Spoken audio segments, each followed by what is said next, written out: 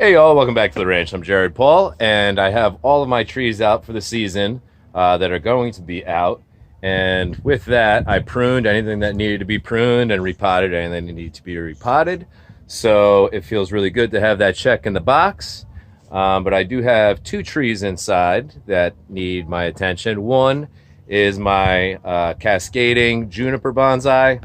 Now, I know typically Juniper Bonsai should be outside, but when I got it, it was in September, so it was in the fall, and it was in like a semi greenhouse at the Bonsai, the New England Bonsai Society. And so I decided, okay, I'm just gonna keep this as an indoor tree for the rest of winter. And then, here we are. It's almost 2 years later, and it hasn't gone outside yet at all. So I know that is probably a faux pas in the bonsai world, but it's working. It's growing nicely. The only issue right now is a slight attack. I caught it early of spider mites. So I treated it yesterday, but there are a couple of branches that probably aren't going to make it. So we may do a restructuring pruning type today, give you the update on that one. And then my weeping Italian fig, excuse me, not my weeping Italian fig, my arch style Italian fig, where I take the branches and as they elongate, I fold them back in and plant them back in the soil, and those root, creating a bunch of different arches. And we'll be able to see that better once I defoliate it. It's growing in really thick and healthy right now. And so the majority of my figs I put outside for the season and just gave them their pruning. This one I'm going to maintain inside because it's just special to me, and I have had it inside, so I'm not going to mess. If it ain't broke, don't fix it, right? So a lot to talk about, a lot to do, and that's what's coming up on today's episode of Jarhead Bonsai.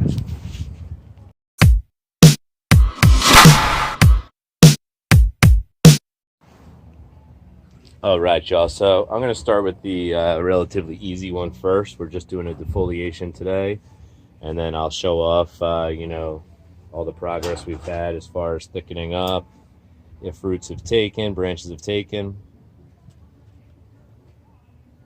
So I'm going to do pretty much a full defoliation. I think this tree is plenty strong enough, as I've seen it recover plenty of times. I'll leave like the really small leaves that are younger. If it's dark like this, it's an older leaf.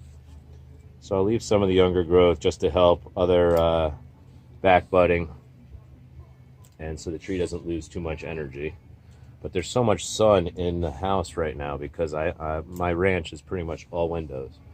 So these guys grow very well, very quickly, and they do well with a defoliation. It's weird because you get two different types of leaves.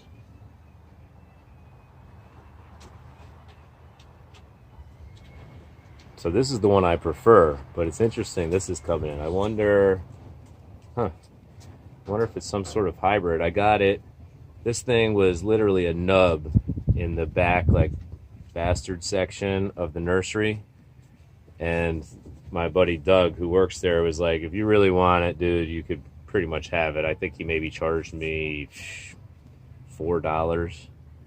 And it's just been developing nicely, and I'm loving, like, arching these things in. It's just making it unique. So, the thicker everything gets and the longer it goes, I think it'll really be something special. They do drink a lot of water, these figs.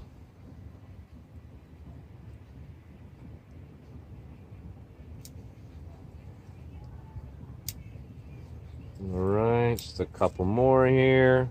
Basically anything dark I'm taking out. So we'll leave that. All right, let's get you up close. Okay, so you see the madness, right? So here is the nice woody trunk. It was literally this nub and then like a bud coming up. But I could tell it had a really strong root system. So I was like, okay, this thing was older. He said essentially like some strong wind came, blew it over, or another thing fell on it that was really heavy. And so it broke off all the established growth. So I'm like, okay, Well, if it has great roots established, then it'll probably grow back quickly, and I can get it on a discount. And that's exactly what happened. So it naturally got bonsai'd, and to my benefit. So you see all of these arches. This is a branch coming out of the soil, back into the soil, out of the base, into the soil, out of the base, around, into the soil. So I think it's cool. I like it. So I like to keep everything within the pot, so I might take that out. And then this thing is ridiculous. This one is going to definitely be my next wrap over. It's turned into the apex. That's all new growth. That came from, I think that it came from this branch growing under this rock, and then it came up from there. That's hilarious. So either I could let it grow to help thicken everything up and then prune it off, or I could just leave that as the apex. So I'm going to take this out, and yeah, I'll just leave that, and I'll allow it to be the apex for the season, and then I'll tuck it in the soil. If I feel like there's room, there may not be any more room for any more arching, so we'll just utilize it, you know, for the muscular growth and the energy that it can deliver to the rest of the branches. So here we go with this one. I'm taking it off right at the branch. Boom, boom. Okay.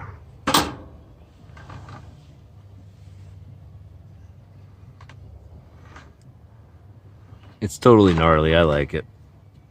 So anyways, that was the easy part. Now I'm going to break out the juniper, and I'm going to pretend like you're having a conversation with me, and I'm going to talk through the pruning process. So that's what's coming up next. Stand by.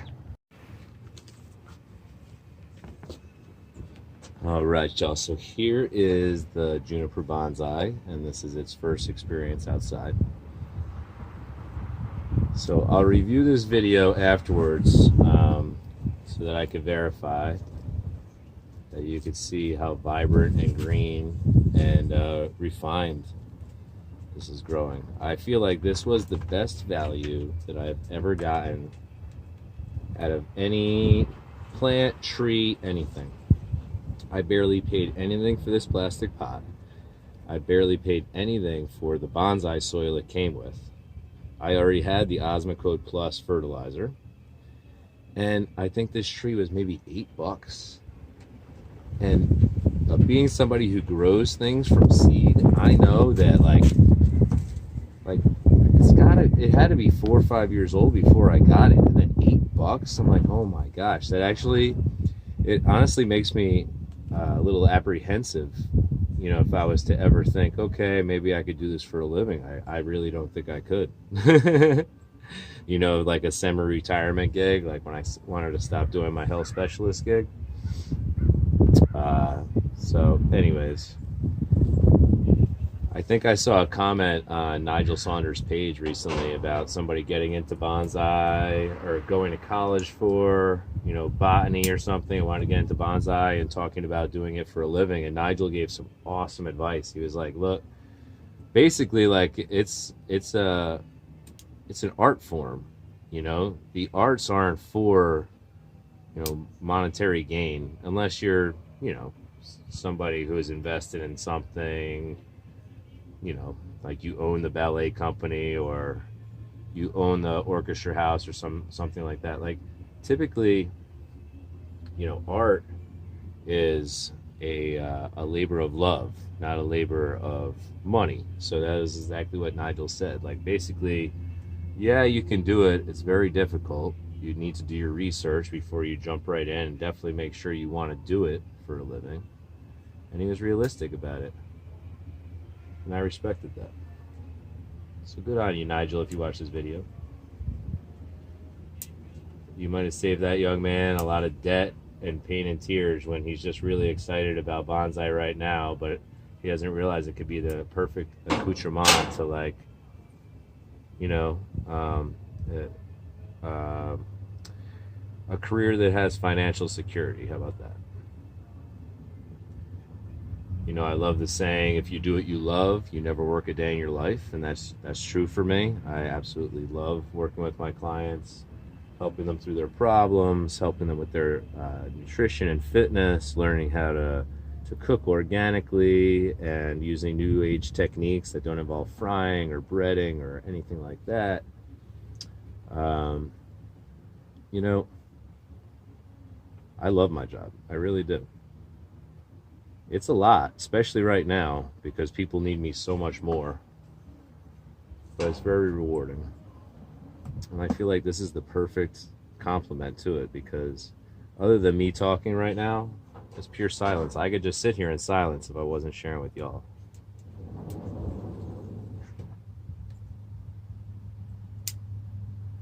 Literally on cue, Laura must have been on a work phone call or something like that. She just closed the slide door. she's tired of hearing me talk. So, anyways, I'm just trimming out anything that's dead or anything that's like budded back that I didn't want. But the question is going to be over here. This is where the attack was on this side. I feel like if I do this, if anything that's dead, it'll just fall off. I'm not pulling on it, I'm just running through it. And there's tons of these tiny little fine needles.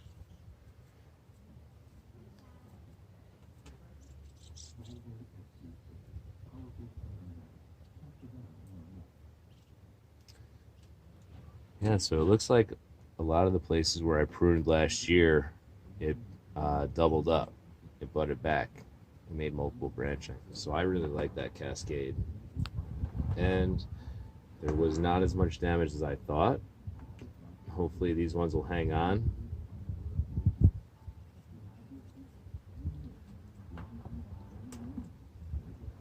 All right, so we've got a little branch growing back down towards the pot. Get rid of that.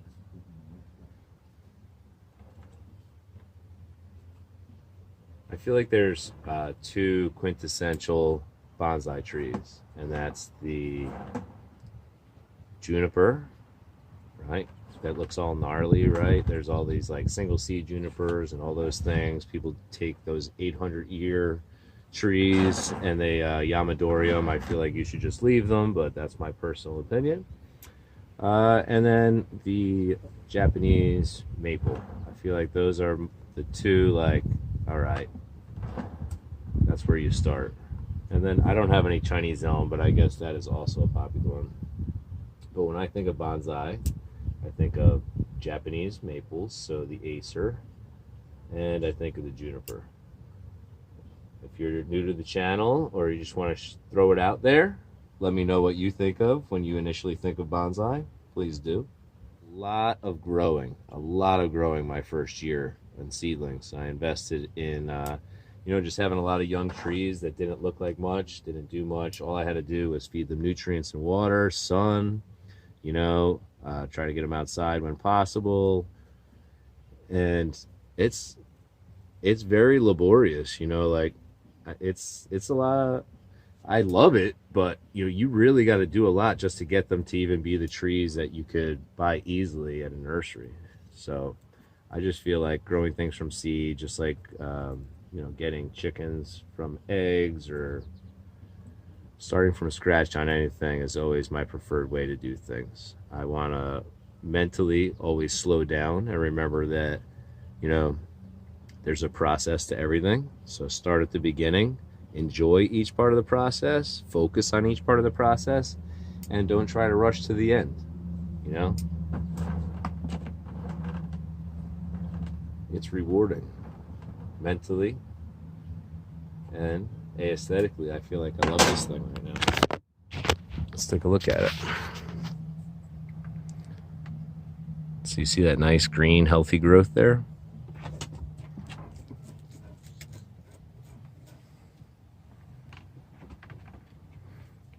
Nice full cascade.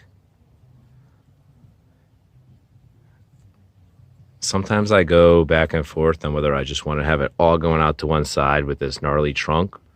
But I feel like just having this little bit out this way and this way really gives the tree some balance. So that's how I'm going to leave it. So I'll water this thing up and I'll put it back on its stand. I'm going to take you with me for this because this is one of the special parts about the ranch. So this guy, it sits atop. Okay, Laura's on a conference call, so I got to be quiet. And I just watered this today because it was just dripping on my feet, so we're good. But this thing sits atop this little, like, Japanese tree tower here. And underneath, I planted, like, some cacti and spider plants and wandering Jew. Thank you. I was like going crazy. I'm like, and like some like random succulent cacti. all right. Look at the size of that, right? And it's and there's a pathos. So, anyways, that thing has just been growing like crazy, and it's like having the Amazon jungle beneath this, what I picture as like the perfect bonsai. So I think that's where we're going to end it. I really enjoyed pruning that up with y'all. As you see, my dew is growing out. I don't have my mohawk going anymore. So I've been doing a lot more of wearing some hats. So anyways, I hope you enjoyed your time here at the ranch. There's plenty more to come. And stay positive out there, y'all. Do something you enjoy, and have a great day. Take care.